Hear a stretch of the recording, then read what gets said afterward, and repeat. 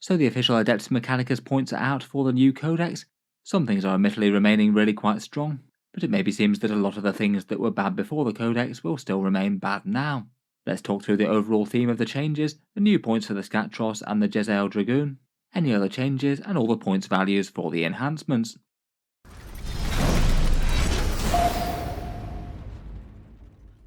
Hello and welcome back to Auspex Tactics, where today we're talking Admech once more, and in this one I thought we'd go over to the changes to the points cost brought by the new version of the Munitorum Field Manual, version 1.5 now available to download from Games Workshop. As we knew previously, basically Games Workshop has a point section in each one of the Codex books that comes out.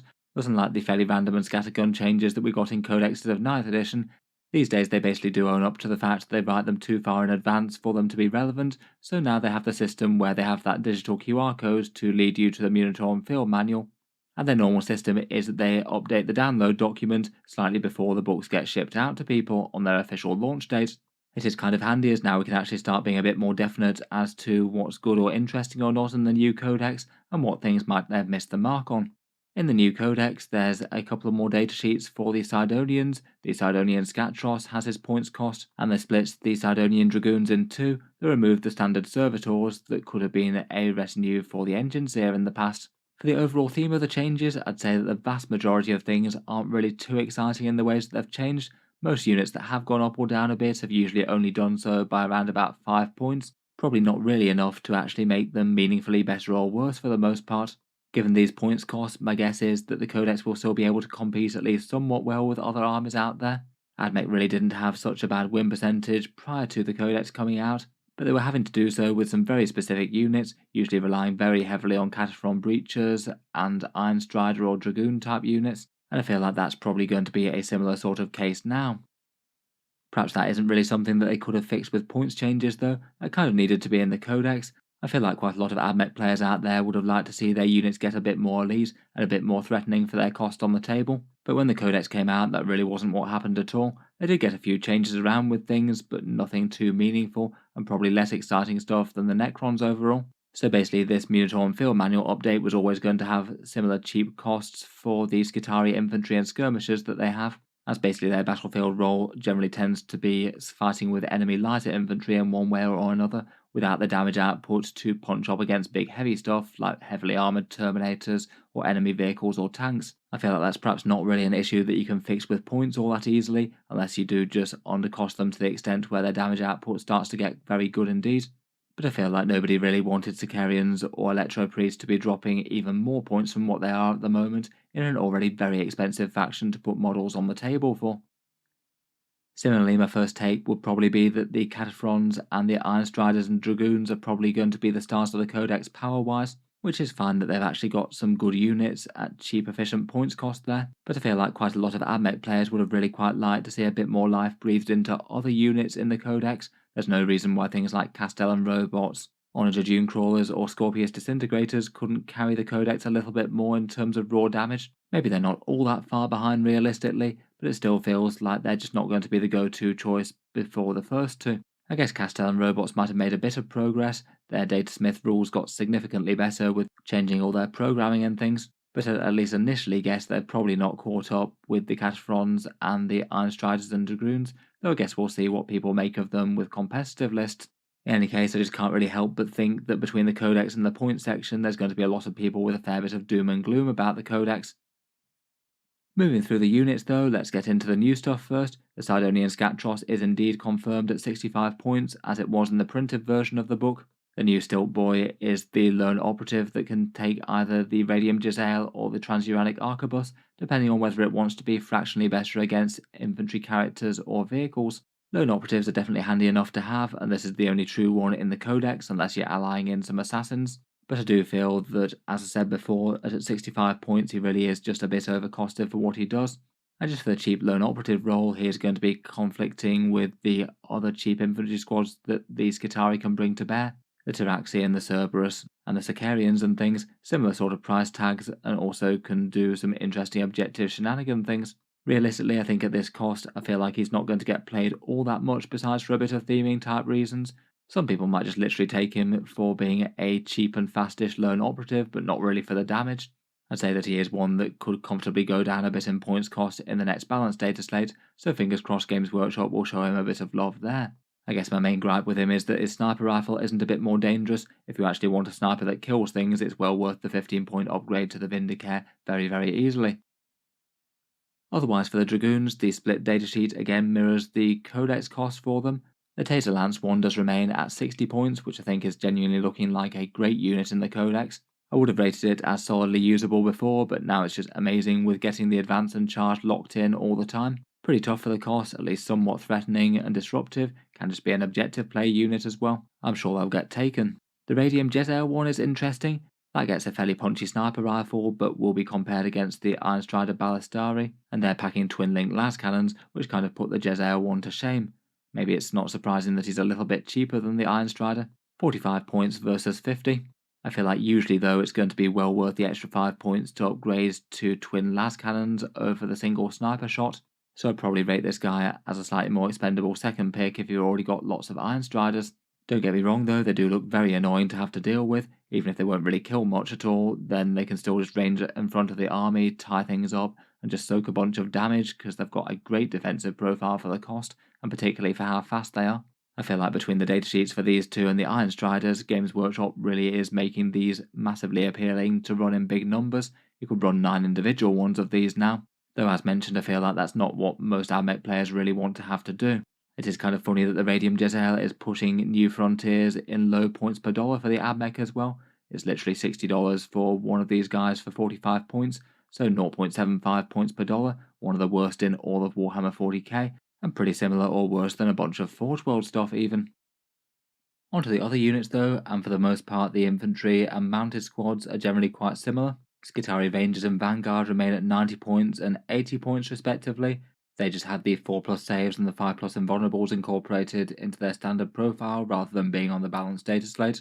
And I feel like they're still going to get run if just to activate boosts for other units which depend on battle line units being nearby, particularly the Cataphrone Breachers. Ruststalkers and Infiltrators are both effectively 14 points per model, 70 points for a unit of 5. Infiltrators aren't too bad to hold down the midfield and have some forward deploy threat.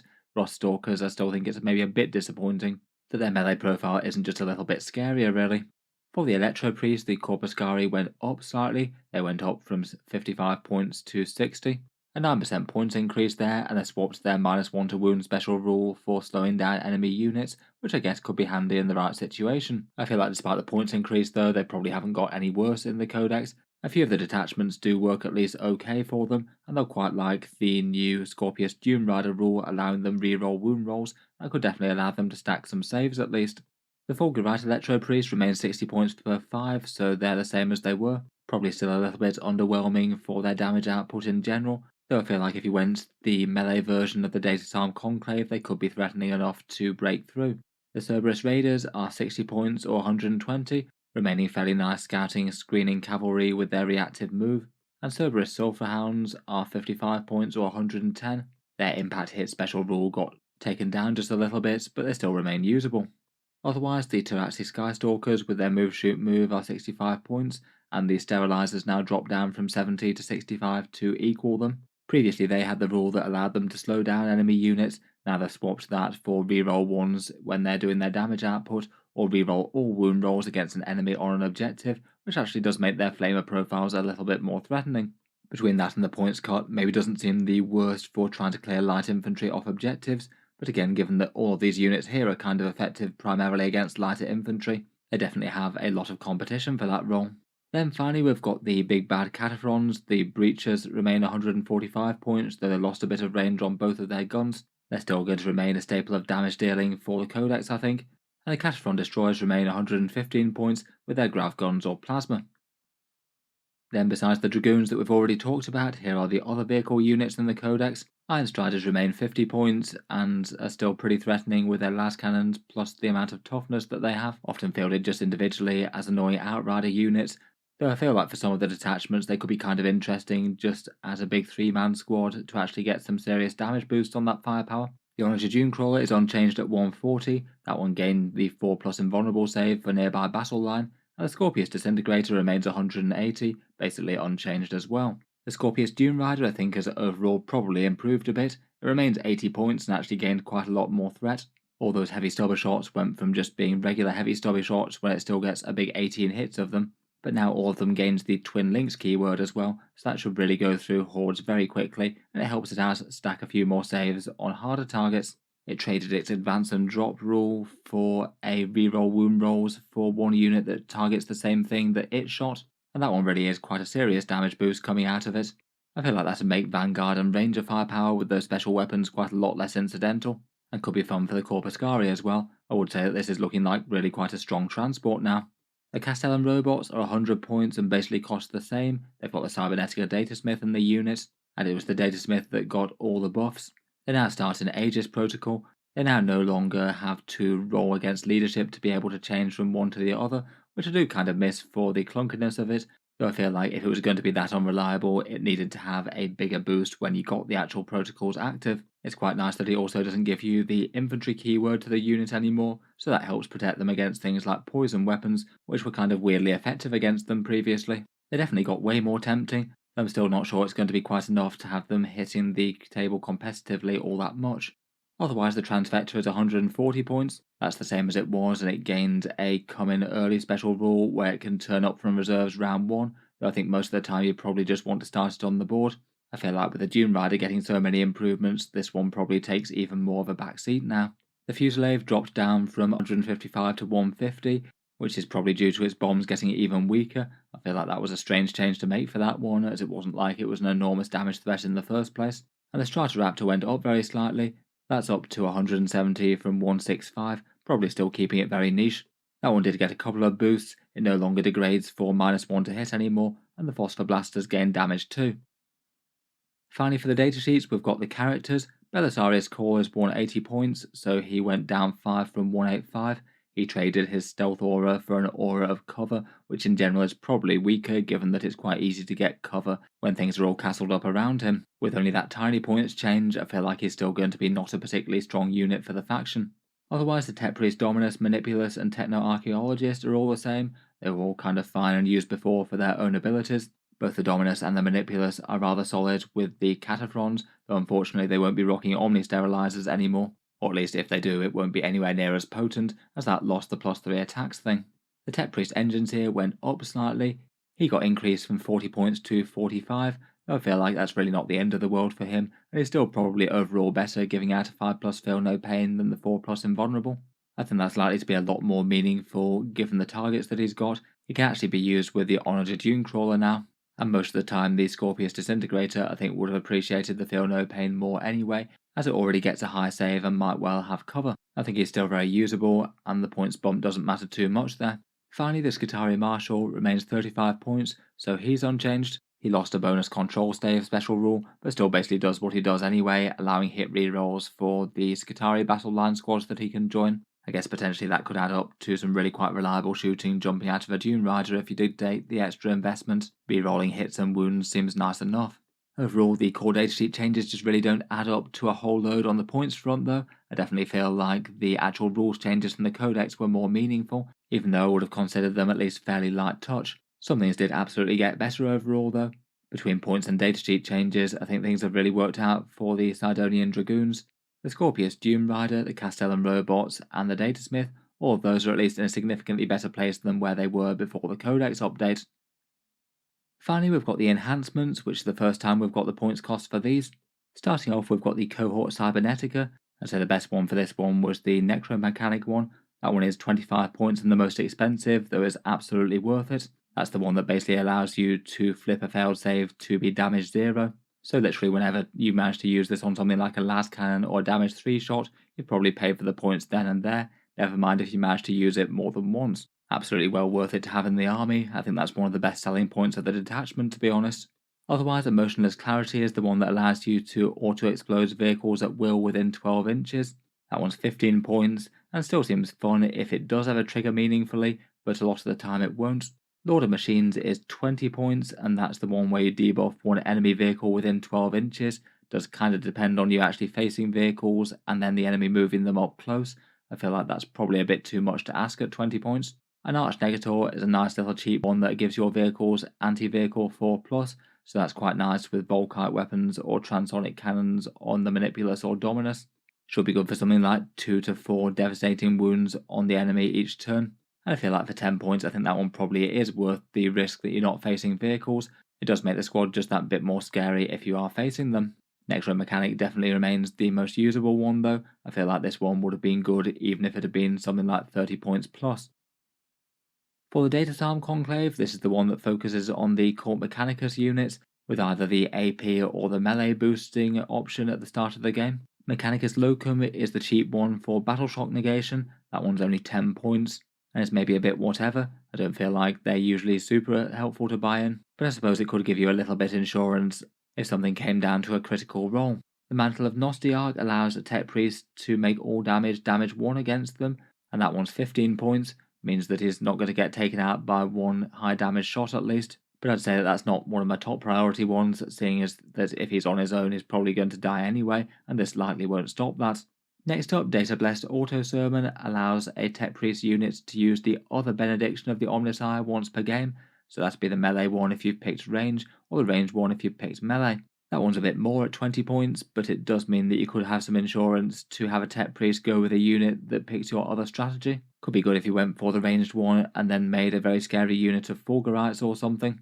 Or could be fun for a unit of Cataphrons or Corpuscari if not. Finally, the Tempocopia is the return of a Fight's First relic from 9th edition. That could make something like a big unit of Fulgurites or a Cataphron Breacher unit really quite an intimidating prospect to charge. Your opponent would have to know that they could tank a whole load of damage before making it to get their own attacks. These ones maybe do seem somewhat costed in line with their abilities, and so the Auto Sermon and the Tempocopia still look like the most interesting ones, but unfortunately they do cost more. Next, we've got the Explorator Maniple, the one that allows you to nominate objectives to be your acquisition objectives, and then you get to have big bonuses if you're either in range of them or if the enemy is in range of them. Artisan gives you a 4+ invulnerable save when you're in range of your acquisition objective. Could be good enough for a big unit of Cataphrons or maybe even Castellan robots perhaps. Logis is 20 points and gives you +1 to hit enemies in range of acquisition markers. Again, very nasty on those two units for both of them once more. Majos is a command point farming one, 15 points for a 4+ chance to gain 1 CP if the bearer is in range of your acquisition marker in the command phase. If you keep nominating your home objective to boost some home guns, then this seems like really quite an easy way of saving at least some CP over the course of the game. And finally, Artisan is 15 points. This one might be one of the best of the lot. If your unit's in range of an acquisition marker, you get to change a hit roll, wound roll, or saving throw to a 6, and that's once per phase, not even once per turn. The saving throw bit is pretty much just guaranteed added value, so if you were taking big damage hits against some Cataphron Breachers or against some Castellan robots, that would just turn a big damage into nothing. And it could also be quite nice for damage output, say with things like devastating wounds weapons, or even just regular firepower with big hitting guns. At 15 points, I'd say this one's probably the single best out of those enhancements, though pretty much all of the rest are usable. Next, we've got the Rad Zone core ones, so these are the ones that are basically like the index attachment, except the radiation bombardment got better. Radial Suffusion is the new enhancement here. That one pushes out the fallouts to within 6 inches of the enemy deployment zone, so it's likely going to be taking a bunch of mortal wounds throughout the course of the game, and it's far less trivial to avoid that now. Should hopefully add up to a few more scattergun mortal wounds, though it does come at a big 25 points cost. I'd say that probably winds up making it kind of good but not standout auto-include. Malphonic Sorceress was previously 25 points, and this one gives stealth to the bearer's unit. That one's gone down to 20, and I feel like that was absolutely fine before. Excellent on Cataphrons or Castellans. Peerless Eradicator is the sustained hits one, sustained hits for ranged weapons for the unit that you're leading. Again, that one pretty much is just amazing for Cataphrons as well. That one dropped all the way down to 20 points in the new version, so that's actually received really quite a big boost. Pretty much auto-include to have this in your army, I think. Finally, we've got the new and toned down version of the Omni Sterilizer in Autoclavic Denunciation. The Omni Sterilizer was 20 points and this has dropped to 15. It gives you Anti-Infantry 2+ and Anti-Monster 4+, but unfortunately no longer gives you the +3 attacks that it used to come with as well, meaning that it's just far more tame. Overall, for a 15-point relic though, it's still going to cause things like the Tech Priest Dominus to spit out a bunch of devastating wounds with his Volkite gun, or the same with the Manipulus and the Transonic Cannon. I think it's just more in the area where it's just kind of fine now, as opposed to auto-include good must be in every list. Again though, I'd rate all of these as very usable, Probably the stealth and the sustained hits one being the most impactful for the 20 points each. I feel like I'd want both of those in the army. And then I'd probably go for Radial Suffusion over the Autoclavic Denunciation if I had enough characters, though I feel like both of them will be usable if you wanted. Finally, we come to the Skitarii Hunter cohort enhancements. The Cantic Thrallnet gives one Skitarii unit within 12 inches both of the Doctriners when they're declared, and that's usually relevant for just giving them the opposite one to the one that you've chosen this turn, so it could be nice for a Scorpius tank sat in your deployment zone getting +1 to hit. That one's 25 points, so it is a bit on the pricey side. Feels maybe a little bit take or leave that one, but maybe seems fine to have on a Skitarii Marshal in a home field squad if they're next to some vehicles. Otherwise, the Clandestine Hunter is the one that allows you to get Infiltrators and Scouts 6 inches. That one's 20 points if you want an infiltrating Vanguard squad or a Sidonian Skatros. Maybe the Vanguard one could be okay. They don't really feel quite as intimidating as some things that you can put in Infiltrate with other armies though, say Terminators for Space Marines in their Vanguard detachment. Veiled Hunter is 20 points. That one's the redeploy 3 Skitarii infantry units, and it's quite fun that you do get to do that after you know who's going first, so you could go hyper aggressive if you know you're going first, or make sure that everything's nicely hidden if you're not. For 20 points, if you do think that you've got 3 such units that would benefit, then that could be well worth it. It's probably most powerful with Sicarian Infiltrators depending on how you're playing the interaction between that rule. Being able to put something very hyper aggressive up the front and have the chance to make first turn enemy charges, or then just pull back and put them somewhere else if you're not. That is a very powerful ability to have, and this one might even encourage you to take slightly more Infiltrator units. Finally, and by far the most pricey one, is the Battlesphere Uplink at 30 points. This one's a move shoot move ability for the bearer's unit, provided they're not in melee and they can't charge after this. Again, I suppose that's either going to be on a Skitarii Foot Troop squad or a Sidonian Skatros, which I both think would value this, but maybe not to the point of it being 30 points worth of cost. I guess for the Skatros that could make you for a very fast lone operative just zipping across the board, though it's not really going to do much on the way. I guess otherwise could be handy enough for skirmishing Vanguard in the midfield perhaps. They will get to the objectives really quite quickly and then being able to do a bit of pop out shoot and pop back after. I feel like that might be too much investment for 80 points worth of shooting models though, who've already bought in a 35 point character. Overall I really quite like the Infiltrator one for those points cost, and otherwise maybe the Cantic Thrallnet or perhaps Clandestine Hunter could be fun.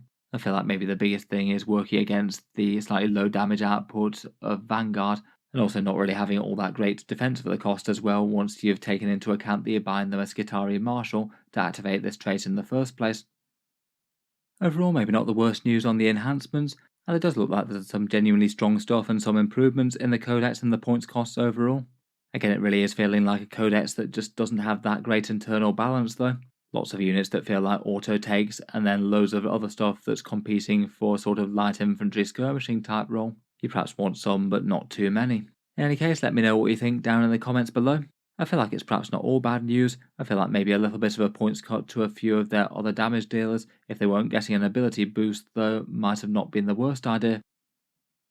Let me know your thoughts down in the comments, and feel free to subscribe to Auspex Tactics if you'd like to see more like this. I will tend to try and cover Games Workshop's news and updates for the game as they come out. Finally, if you have been enjoying all the videos on the channel, I would just like to mention that Auspex Tactics does have a Patreon page as well, and you can find that linked in the video description if you'd like to help support. Channel patrons do get a fair few advantages, seeing certain videos early, regular votes to see what sort of things happen next on the channel, and automatic entry into the regular prize giveaways with a chance to win some big model kits each month. If any of that sounds good to you or you'd just like to help support, the link is down in the video description. In any case, an enormous thank you for listening, and I'll hope to see you guys next time.